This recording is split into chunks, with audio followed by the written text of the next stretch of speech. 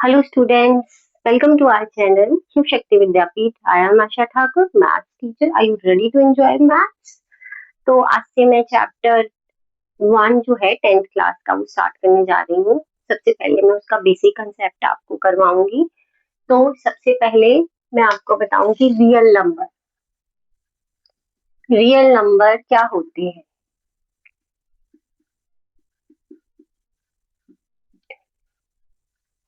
जो real number है that is the big boss of the family. जैसे हमारे फैमिली में हमारे हेड होते हैं, उनके नीचे फैमिली मेंबर्स होते हैं, वैसे ही रियल नंबर है। जितने भी नंबर है सारे वो सारे रियल नंबर के अंडर आते हैं। तो रियल नंबर के अंडर बेसिकली दो नंबर आते हैं, एक रैशनल नंबर और एक इररेशनल नंबर। तो एक इनका जो फैमिली मेंबर है रियल नंबर का वो है रैशनल नंबर,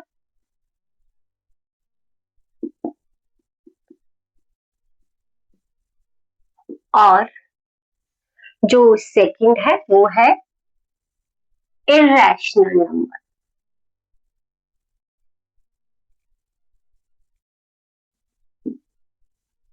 इररेशनल नंबर। तो रैशनल नंबर क्या होता है? Any number that can be expressed in the form of P by Q. आपने मेरे ख्याल से 5th या 6th स्टैंडर्ड से ये पढ़ना शुरू कर दिया होगा। तो मैं इसकी डेफिनेशन लिखा रही हूँ। सबसे पहले जरूरी है, सबसे पहले बच्चा आप ये जो छोटे छोटे कॉन्सेप्ट्स हैं इन पर फोकस करना। डोंट थिंक कि यार ये क्या हो रहा है बोरिंग सा, मैम एक्सरसाइज क्यों नहीं करवा रही है।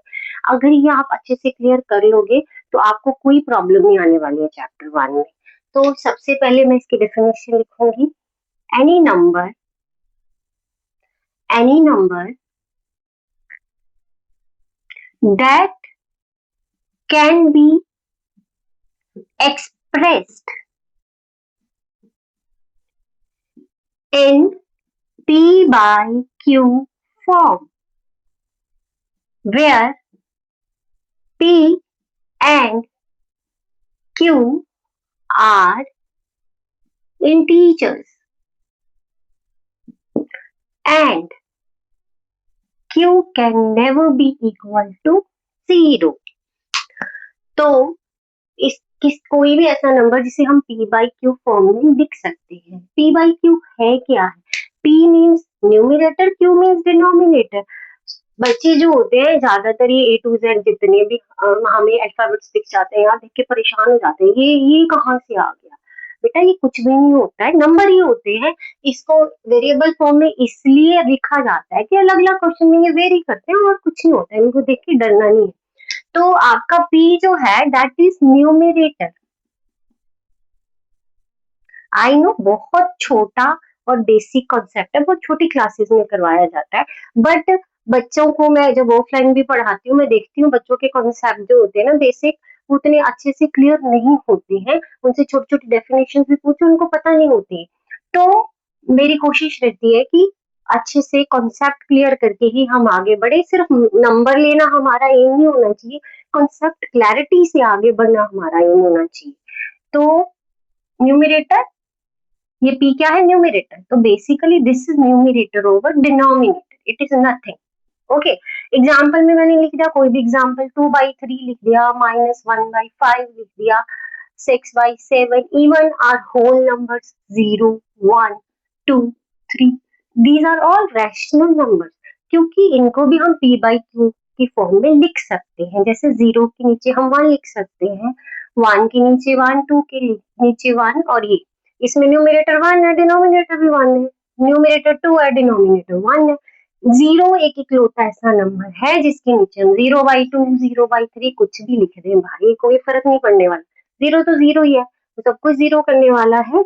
तो ये मैंने इसके एग्जाम्पल्स लिखे हैं। तो बेसिकली रैशनल नंबर। और हाँ, एक और चीज मैं आपको बताऊंगी, why we are writing Q can never be equal to 0। बेटा अगर Q 0 होता है इसका मतलब है denominator 0। Got it? Suppose I am writing 5/0, मैं नीचे 0 लिख रही हूँ, डिनोमिनेटर में 0 लिख रही हूँ, है ना, Q की जगह में 0 लिख रही हूँ, ये Q है, value of Q I am giving here 0। Okay, तो P बाई Q में हम यहाँ पर लिखते हैं कि Q can never be equal to 0। क्यों नहीं होना चाहिए 0 हमारा? क्योंकि जब भी हम डिनोमिनेटर में 0 लिखते हैं भाई, दैट इज नॉट डिफाइंड। अब बच्चे यार कंफ्यूज रहते हैं, ये नॉट डिफाइंड क्यों है नॉट डिफाइंड? क्योंकि भाई 0 का क्या टेबल है, 0 1 जा 0, 0 2 जा 0, 0 3 जा 0। यार किसी नंबर से भी मल्टीप्लाई कर लो, उसे 100 से कर लो, 1000 से कर लो, 0 ही आने वाला है, उसके अलावा आपको कुछ नहीं मिलने वाला है। अब भाई कौन से नंबर पे जाके 0 बना रहा है वो कुछ पता नहीं है, इसलिए नॉट डिफाइंड इसको लिखा जाता है। Got it? तो इसके बाद मैं आगे का बताती हूँ आपको। रैशनल नंबर के आगे मेंबर जो आता है दैट इज इंटीजर। इंटीजर ये भी आप 6th स्टैंडर्ड से करते आ रहे हो। इंटीजर क्या है? All the negative and positive numbers. ठीक है, तो जैसे कि हमारा 0 1 2 3 ये आ गया, -1 -2 ये आपके क्या है? इंटीजर्स हैं, सो खत्म थोड़ी ना होंगे। ठीक है, तो इंटीजर जो है नेगेटिव एंड पॉजिटिव नंबर्स जो रहते हैं वो आपके इंटीजर रहते हैं। Got it? तो इंटीजर के अंदर भी क्या आता है आपका? होल नंबर आता है। Whole number. Got it? तो होल नंबर क्या होता है आपको पता है, 0 1 2 3 और होल नंबर। तो होल नंबर के अंदर हमारा एक साइड पे आ जाता है 0, और बाकी सब जितने भी नंबर है दैट आर नेचुरल नंबर।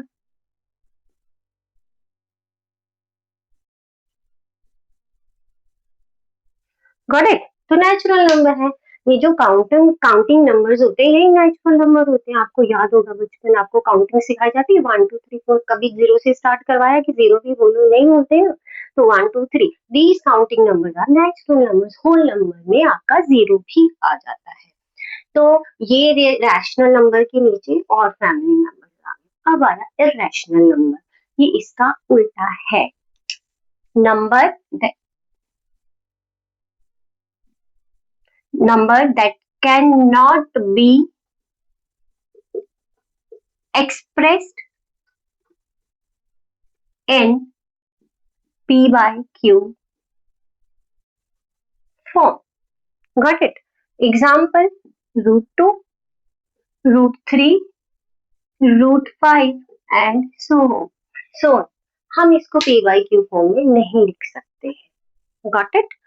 तो अगर कोई भी आपको डाउट लगता होगा इससे रिलेटेड तो आप कमेंट कर सकते हो, पूछ सकते हो कि क्या आपको डाउट आ रही है इसमें।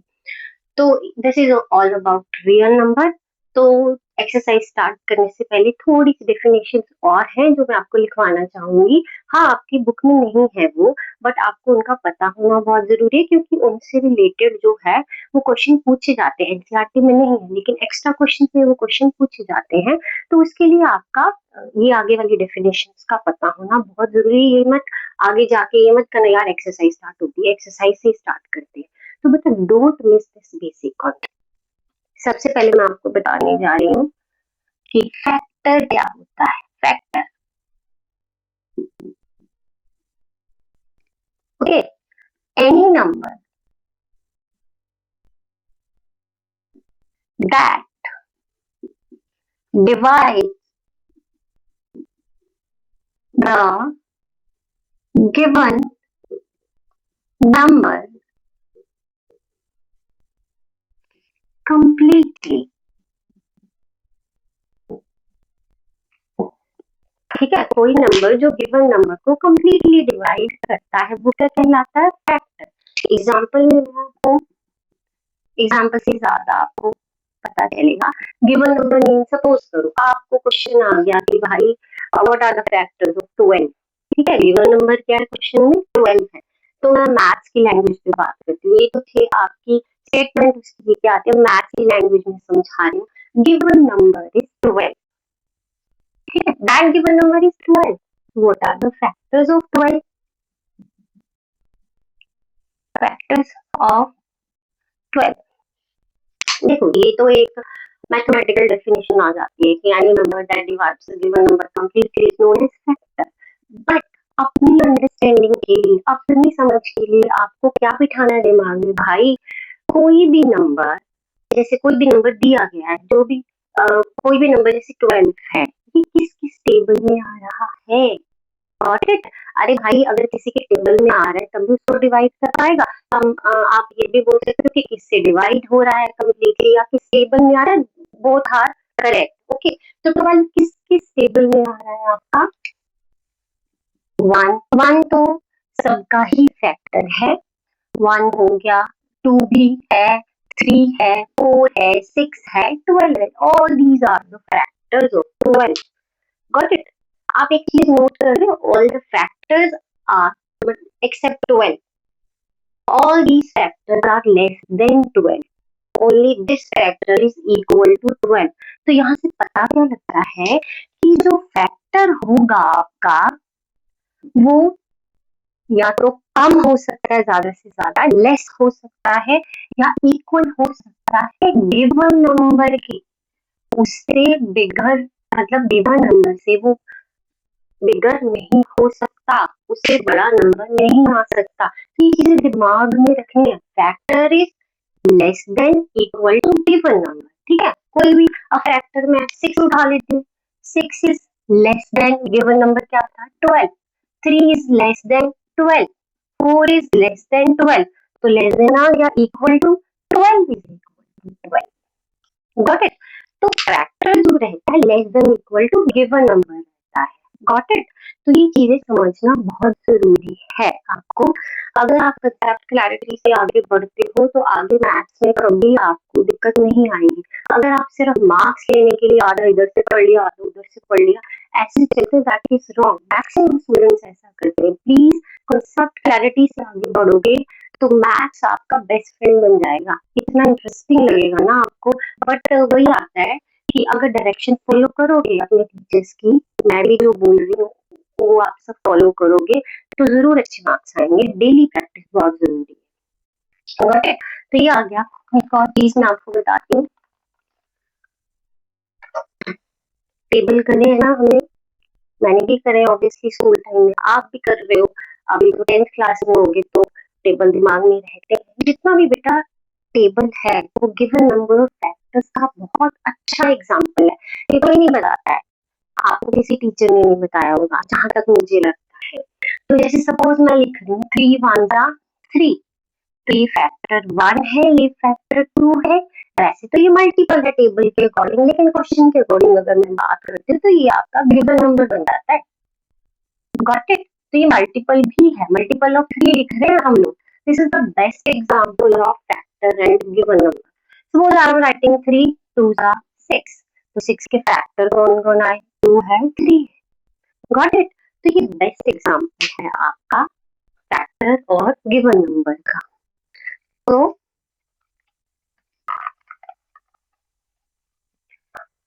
इसके बाद मैं आपको नेक्स्ट कराने वाली हूँ प्राइम नंबर। ये तो क्लियर, होप आपको क्लियर हो गया होगा व्हाट आर फैक्टर्स। वही दोबारा से बता रही हूँ, अपनी अंडरस्टैंडिंग के लिए दिमाग में डाल लो कि अपनी समझ के लिए कुछ हमें इजी ट्रिक्स रखने पड़ते हैं दिमाग में। फैक्टर होता क्या है? अगर कोई भी नंबर गिवन नंबर को कंप्लीटली डिवाइड करता है, मीन्स उसके टेबल में आ रहा है। ठीक है, 12 किस किस टेबल में आ रहा है? जिस जिस टेबल में 12 आ रहा है, जैसे मैंने लिखा 1 2 3 4, तो 12 जिस जिस टेबल में आ रहा है वो उसके जिस नंबर के टेबल में आ रहा है वो सारे नंबर जो है 12 के क्या है? फैक्टर्स है। बस इतना सा दिमाग में आपको रखना है। देखो, if somebody asks you what is factor, then obviously you have to give this definition। ये तो बताना ही पड़ेगा ना। आप थोड़ी बोलोगे जो जिस जिस टेबल में आता है, नहीं बोल सकते ना ऐसा। तो वो आपने अपनी मतलब नॉलेज के लिए कि इजीली हम क्वेश्चंस को फटाफट कर पाए। ठीक है, और जो भी आपका ये है मैथमेटिकल डेफिनेशन है, अगर आपसे पूछी जाती है तब तो यही बताओगे आप, वो तो नहीं बताओगे भाई कि किस किस टेबल में आ रहा है, उस वही नंबर उसका फैक्टर आएगा। ठीक है, तो अब हम नेक्स्ट करेंगे प्राइम नंबर। देखो, फैक्टर और प्राइम फैक्टर में बहुत फर्क होता है, तो दिमाग में रखना, फैक्टर अलग चीज है, प्राइम फैक्टर अलग चीज है।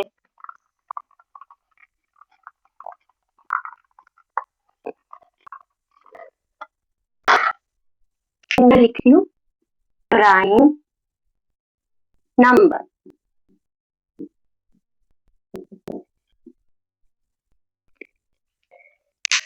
प्राइम नंबर क्या होते हैं?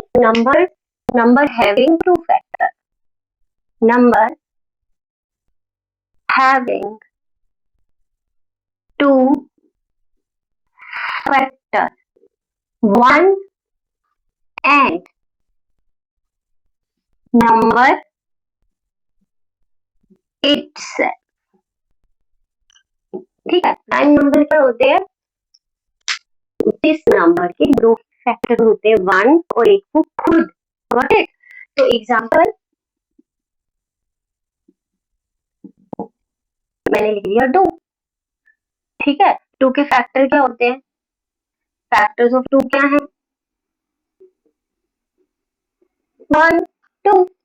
ऐसे factors of three, one three. ठीक है, फाइव आ जाता है, वन फाइव, ऐसे ऐसे चलते रहते हैं। ठीक है, तो ये तो रही गई मैथमेटिकल डेफिनेशन की नंबर हैविंग टू फैक्टर। ठीक है, वन एंड नंबर इटसेल्फ। अब अपने लिए भी तो कुछ हमें समझाना पड़ेगा भाई, तो ताकि हमें इजीली समझ आए, हम फटाफट से क्वेश्चन को सॉल्व कर पाए। तो प्राइम नंबर मीन्स कि नंबर कौन कौन से टेबल में आ रहा है। अगेन वही है कि एक तो वो वन के टेबल में आएगा और एक खुद के टेबल में आएगा। जैसे टू है, टू वन के टेबल में आ रहा है, खुद के टेबल में आ रहा है। अब इस डेफिनेशन को मैं मैथमेटिकली डिफाइन करती हूँ आपको। जैसे लिखा नंबर हैविंग टू फैक्टर। देखो ये नंबर आ गया, इसके दो फैक्टर आ गए, और वो फैक्टर कौन है? One. Got it? And number itself, भाई नंबर इटसेल्फ कौन है? कौन से आंटी अंकल का नाम है? भाई दो, टू है तो टू आ गया। Got it? थ्री है तो थ्री आ गया। Number itself will be the given number that you will get in the question, that will be the number itself. Got it? तो ये तो आ गए प्राइम नंबर आपके। ठीक है, तो एग्जांपल में आप टू से शुरू होते हैं, three five seven and so. अब इसके बेस पे एक दो हमारे छोटे छोटे क्वेश्चन बनते हैं, एमसीक्यूज में पूछे जाते हैं। ये नहीं पता होगा तो क्वेश्चन नहीं कर पाओगे, और घर आके बोलोगे अरे यार ये तो मेरे को पता था। अब छोटा सा बेसिक कंसेप्ट आप दिमाग से, आपको लगता है यार ये तो करने वाली चीज ही नहीं है, आप करते नहीं हो और वो क्वेश्चन आप कर नहीं पाते। जबकि इतना मैं तो फ्री के मार्क्स बोलती हूँ इसको। ठीक है, अगर आपके दिमाग में डिफिनेशन होगी तो आराम से कर पाओगे आप। तो जैसे टू है, टू एक इकलौता ऐसा नंबर है, प्राइम नंबर है जो इवन है। आपको बाकी भीड़ में भाई कुछ नहीं नजर आने वाला, सिर्फ और नंबर ही नजर आने वाले हैं सारे प्राइम नंबर में। तो two is the smallest even number, smallest prime factor, smallest prime number, not factor. Smallest prime number जो है वो टू है, और इसको स्मॉलेस्ट इवन प्राइम नंबर भी है।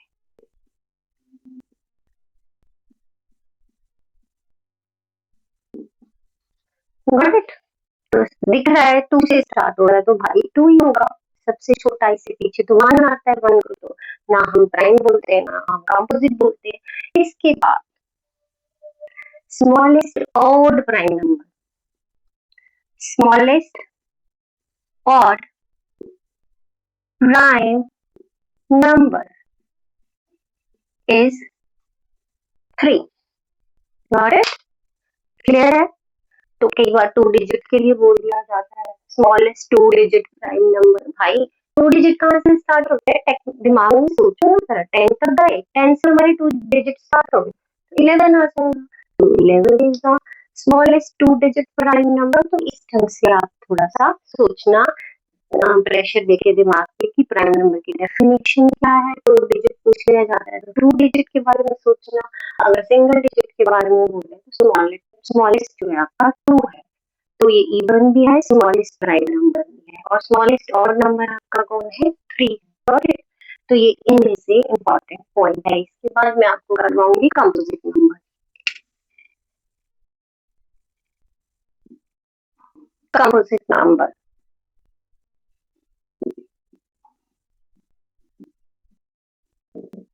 अब ये उल्टा है इसका, ठीक है। प्राइम नंबर में हमने पढ़ा नंबर हैविंग टू फैक्टर्स, अब यहाँ पर क्या आएगा, number having more than two factors. Number having more than two factors. More than two factors मतलब वो भाई दो से ज्यादा टेबल में आ रहे हैं, ठीक है। तो एग्जाम्पल 4, 6, 8, 9 एंड सो, ठीक है। फैक्टर्स ऑफ 4 लिख देते हैं, 1 है, 2 है एंड 4 है।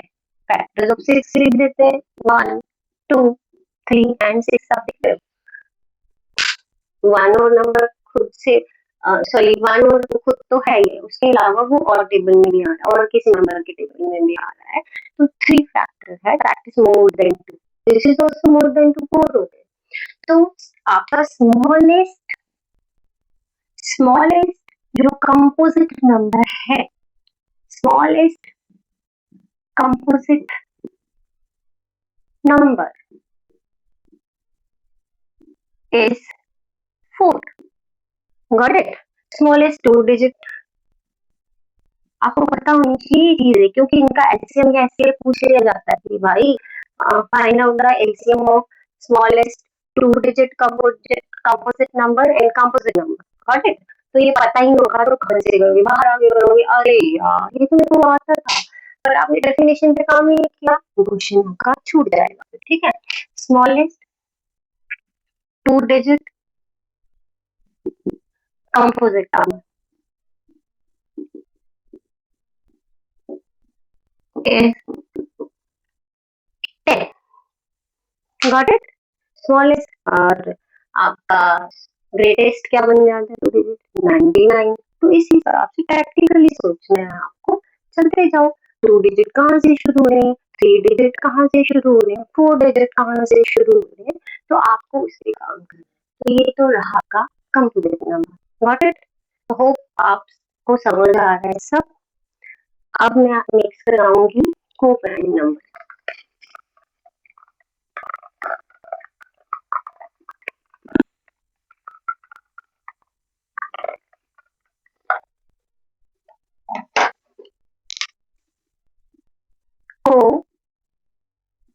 को प्राइम नंबर,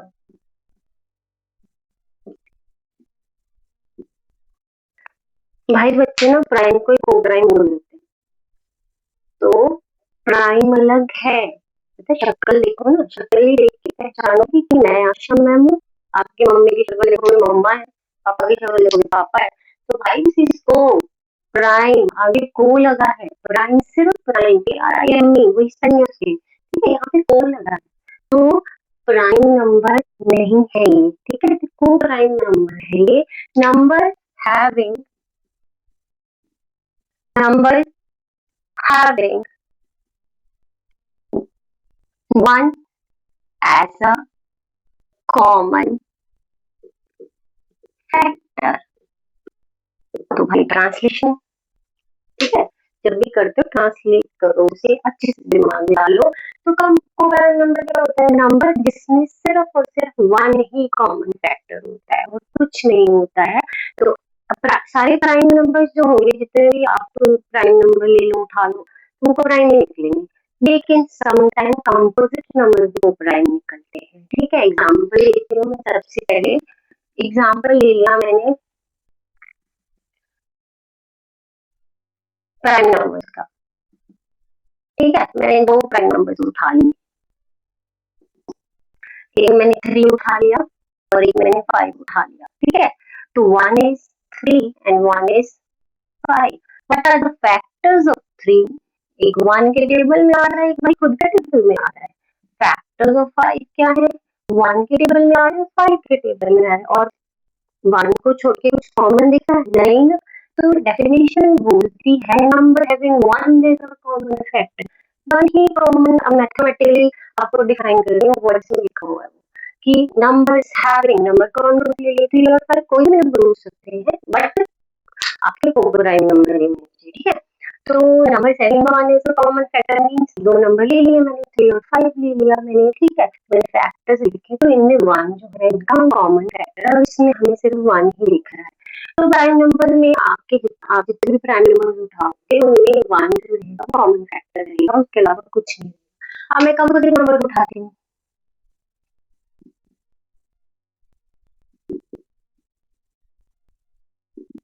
ठीक है। तो सपोज मैंने एक उठा लिया 14 और एक उठा लिया 25, राइट। तो what are the factors of 14? Again I am telling factors means किस टेबल में आ रहे हैं, 1 2 7 14। फैक्टर्स ऑफ 25 किस टेबल में आता है, 21 में आएगा, 5 में आएगा, 25 में आएगा। देखो भाई, these are composite number, more than 2 factor है इनके पास, फिर भी इन दोनों में 1 ही कॉमन फैक्टर है, गॉट इट। तो ऐसा नहीं है कि प्राइम नंबर ही जो है वो आपके को प्राइम नंबर होते हैं, कंपोजिट नंबर भी को प्राइम हो सकते हैं। तो ये डेफिनेशन को आप अपने दिमाग में अच्छे से रखना होगा ताकि आप बिल्कुल क्लैरिटी के साथ आगे बढ़ सको।